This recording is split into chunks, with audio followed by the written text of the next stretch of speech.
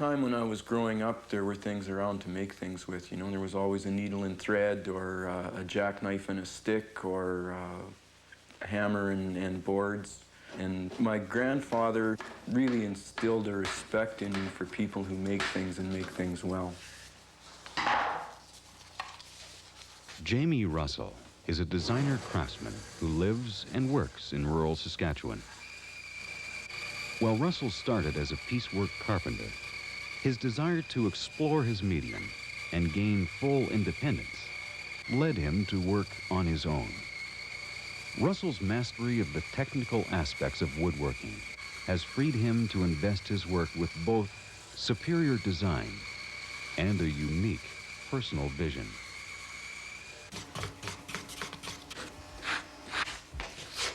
The stack of material that I'm working with in this process is 16th-inch thick walnut. I buy it from an outfit in Ontario, and it's sliced on a huge knife that actually slices the whole tree into these thin slices so that when I put them back together, I keep them in sequence, and it's quite difficult to tell that it's no longer a solid piece of wood, that it's in fact several pieces glued up together. Working with veneers this thin, I can do quite severe curves. I just get tired of working with straight lines.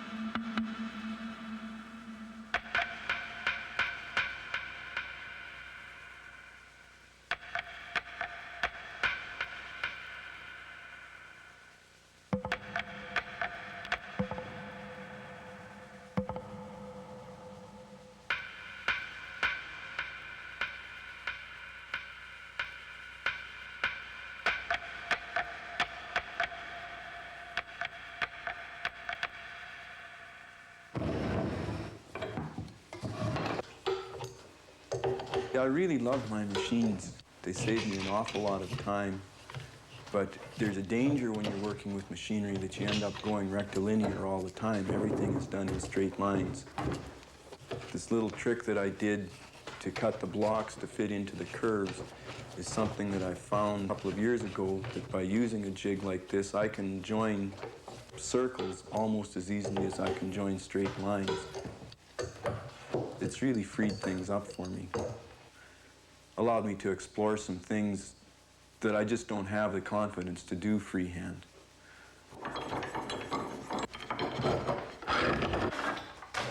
Wood is something that's so much a part of our everyday life here, and was so much a part of my life growing up. I've just always been comfortable with it. It's also a very cantankerous, unforgiving material to work with. There are real strict limitations on what wood will allow you to do with it. And most of the processes are not instantaneous. Most of the things that you do with wood require lots of elbow grease and cursing, and sometimes kicking it and beating on it to make it do what you want it to do. And there are just some things that it won't do, and you can make it do them, and you'll turn around tomorrow and it'll say, "Nah, can't do that. See, I fell apart on you."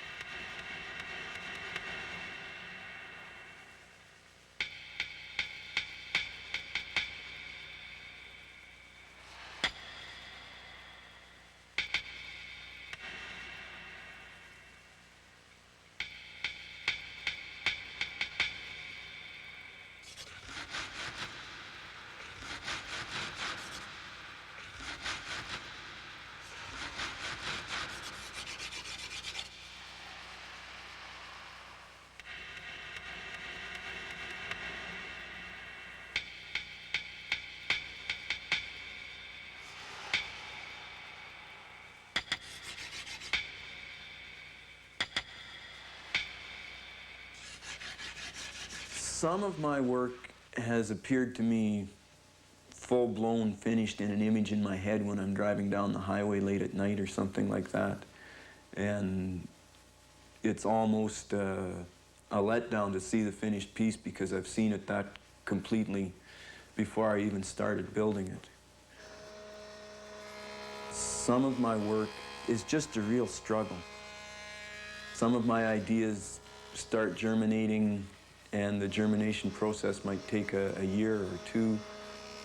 Some of them I might have completed germinating them in a month or however long it took, but it'll be another year before I get around to having the time and possibly even a customer so that I can justify going ahead to build the piece.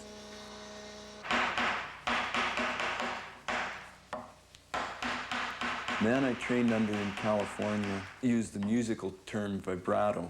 He says that he works as much as he can by machine, and then he puts his hands all over everything afterwards, just to get rid of those perfectly true surfaces, those dead true surfaces. You want these tiny imperfections that show that there was a pair of hands here, that it didn't just pop out of a production line.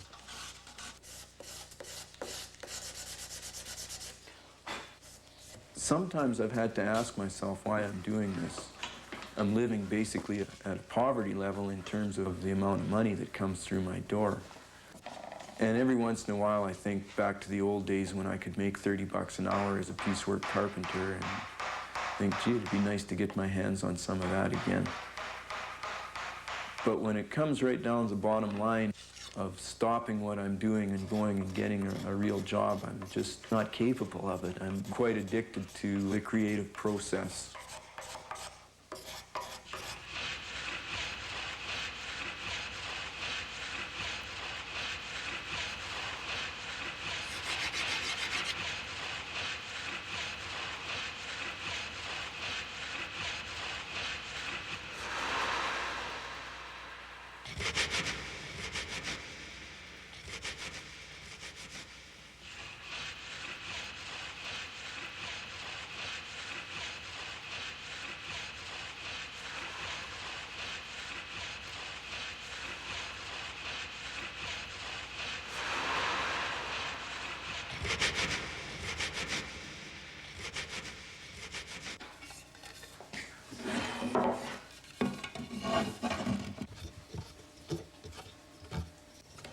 The thing that I would have the hardest time giving up if I were to quit making craft is the way something feels when you assemble it, when you put it together. When two pieces of wood that fit properly go together, there's a real distinct little squeaky, swishing sound as they slide into place. And I really like a piece when I put it together and I stand it up and take the clamps off and look at it before the finish goes on, and it's kind of virginal and pure then. And it's still mine, I guess, at that point. As soon as the finish is on it, then it's polished up and ready to go out the door, then it's somebody else's.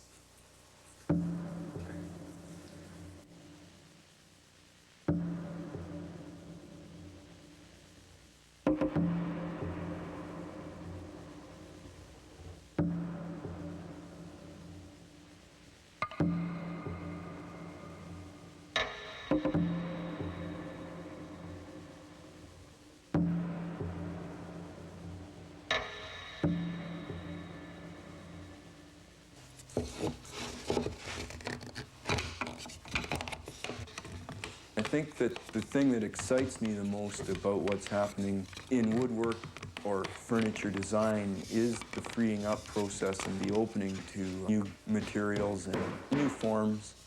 The fact that there are people out there that will buy something that's borderline functional, something that's got color to it and vibrancy and some excitement above and beyond what you can get out of a catalog or what you can get efficiently and easily from wood.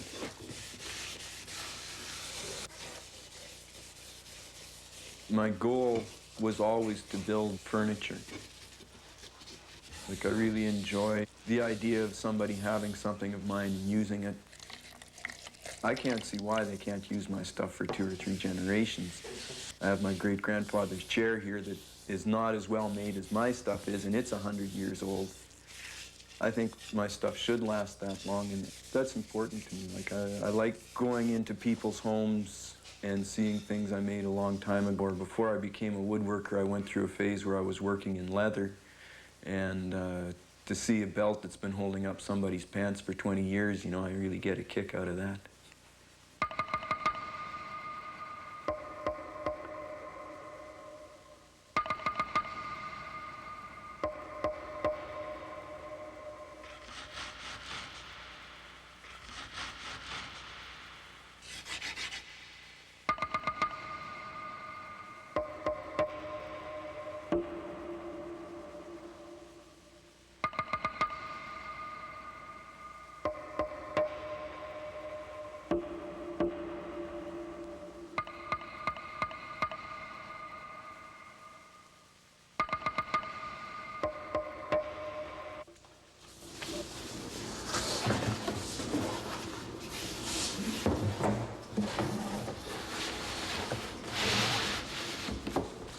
Brian Gladwell is a furniture designer who lives and works in Regina.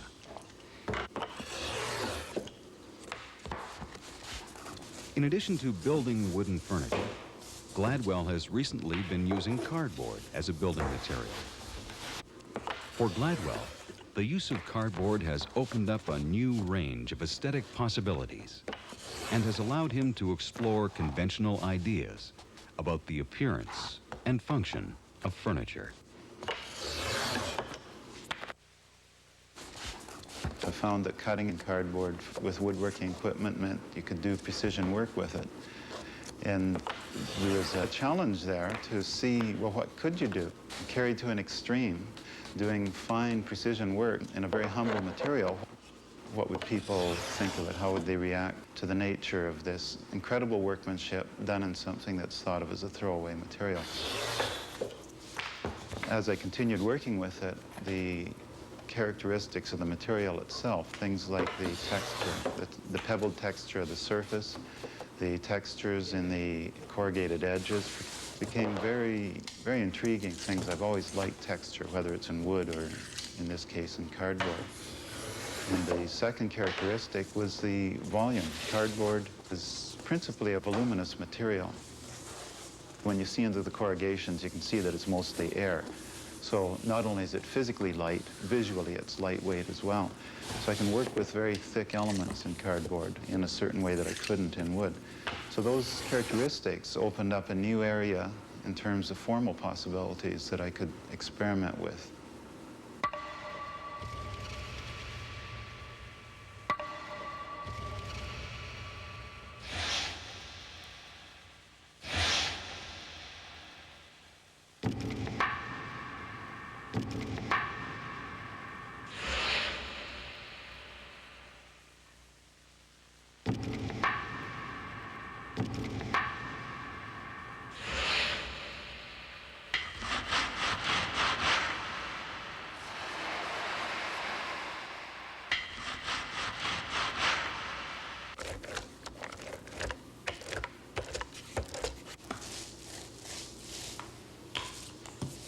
The first step usually is to laminate the material up into a thickness that's suitable for the side of a cabinet, a tabletop, whatever it is I'm making. And the method I use now is vacuum to press the pieces together while the glue is drying. So I roll the glue on the pieces, stack them the way they're going to go, and I put them inside the vacuum bag, which is just a plastic bag with a vacuum pump attached to it that sucks the air out. And the air pressure, the atmospheric air pressure, presses the material together quite tightly and gives a nice uniform pressure over the whole surface while the glue dries.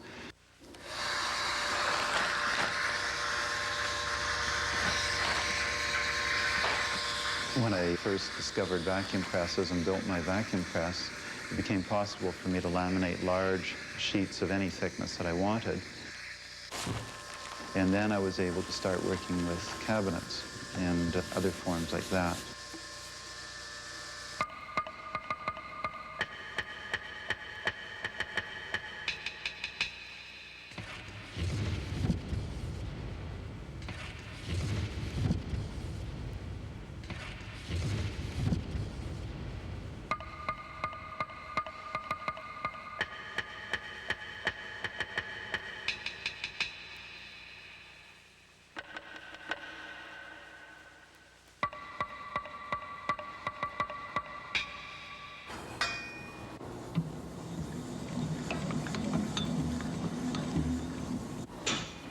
When I was a child, furniture had certain meanings to me. These were the large objects in my environment, and from that point, I looked upwards.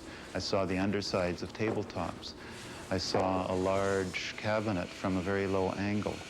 And so furniture had a meaning. It was part of the adult world, and it was very intriguing part of it. I would visit my grandfather's house, and there was a different style of furniture there, and you'd look up even higher to it. And it was very dark, and it had a very different meaning. That furniture, in many ways, expressed my grandfather and my grandparents to me. That was an environment which had a meaning in terms of the world that I was entering as a child and the world that I came from in terms of my family background. Furniture is bought for specific reasons that go beyond its use, and in that sense, there's a meaning. You might like to demonstrate that you have traditional values by buying furniture of a certain traditional style. You might wish to suggest that you're very up-to-date and avant-garde by buying a certain style of furniture. The work is functioning very much in the service of meaning.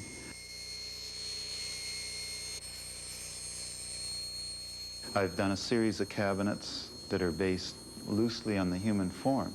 Now, it's not because I'm doing a study of the human form. It's that somehow or other it animates the form of the cabinet. I want the form to be a very lively, dynamic sort of a thing.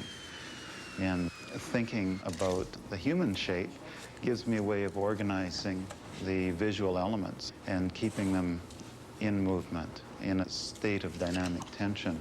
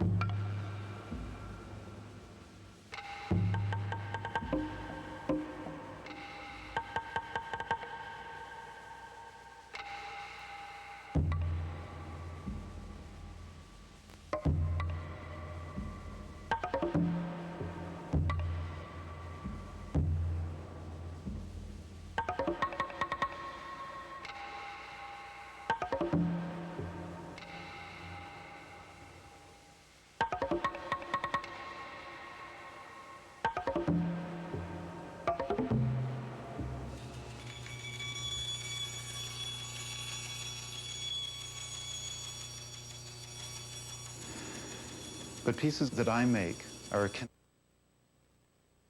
ideas are important. Ideas are what animate our lives, what give our lives meaning. And the piece of furniture that I'm making is about ideas that are moving me to make it. That's what's important about the piece when I'm making it. It's conceiving the idea, building it as a process, and making the idea real. If the piece is successful, I feel good about having developed that idea.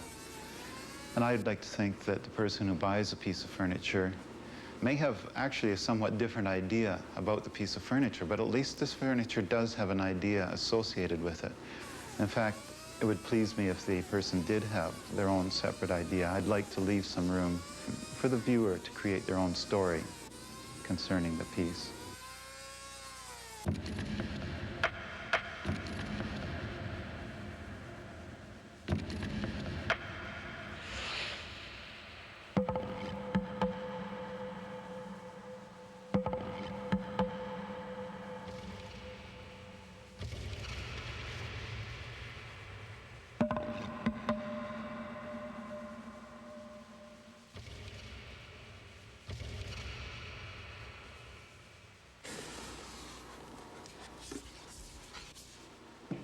The fact that this piece of furniture is made out of cardboard and that you're aware of it, I make it quite clear that the thing is made out of cardboard, brings a whole new element, a whole new range of questions come to mind when you see the work. What is it, first off? Can you use it? And why? Why would you make something like this and out of cardboard? Well, certainly there's formal reasons. Cardboard has particular unique characteristics. But the fact that it's cardboard also removes it from our immediate expectations and opens up new room for us to approach the work. New interpretive space is what I would call it.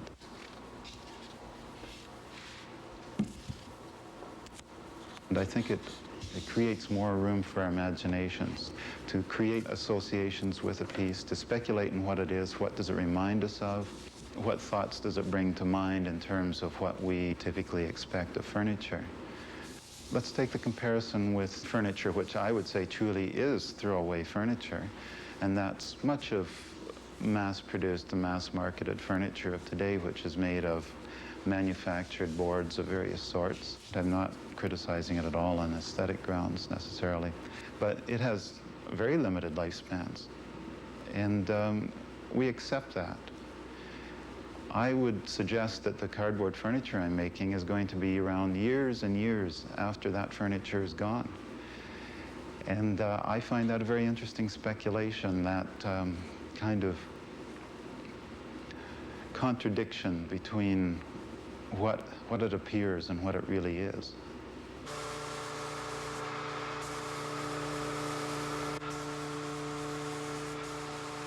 Furniture making is a wonderful life, but it's a tough life. You have to like it.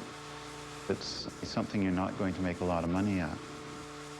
The rewards certainly are in the work that you're doing, in the independence and the intangible values.